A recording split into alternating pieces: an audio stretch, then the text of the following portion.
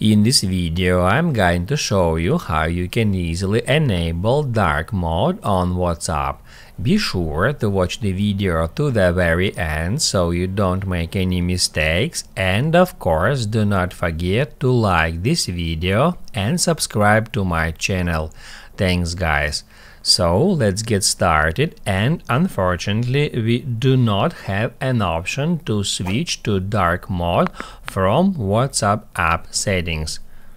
To do so, we need to go to our iPhone settings or your Android settings, then just scroll down and on an iPhone tap Add Display and Brightness.